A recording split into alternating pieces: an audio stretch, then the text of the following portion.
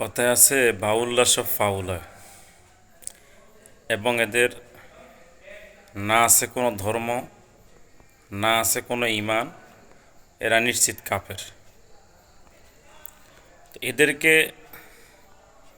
রাষ্ট্রীয়ভাবে যেহেতু কোনো সাজা নাই, আমি মনে করি যে সাধারণ জনগণ এদেরকে ইচ্ছামতো গণদোলায় দিয়ে দিলে পুরো ঠিক হয়ে যাবে।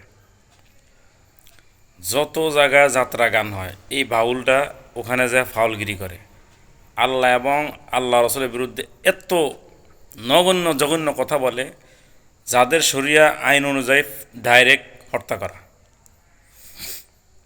যেহেতু এই দেশে কোনো বিচার নাই, প্রশাসন এদেরকে ধরে নিয়ে বাস কিছু টাকা পয়সা খায়া ছেড়ে দেয়। এই কারণে আমি মনে করি যে প্রশাসন হাতে না দিয়া এদেরকে ওইখানে সাইজ, যেখানে পাবেন ওখানে সাইজ। এরা আল্লাহর বিরুদ্ধে এত কুচুকরি, এত এত খারাপ কথা বলে, নাওজবিল্লা, যেটা শুনলেও খারাপ লাগে। আর বাংলাদেশে যতগুলা এই আউল বাউল গান হয়, প্রত্যেকটা জায়গা বন্ধ করে দেওয়া বর্তমান ফরজ। এগুলোতে ভালো কিছু হয় না।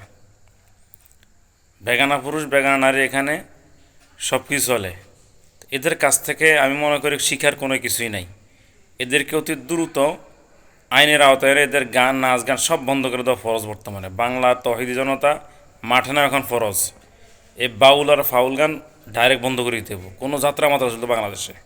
এটা হলো মুসলিমের দেশ, এটা মুসলিম দেশ। আল্লাহর জমিনে আল্লাহর কথা চলবে, আল্লাহর জমিনে আল্লাহর বিধান চলবে, অন্য কিছু চলবে না এখানে।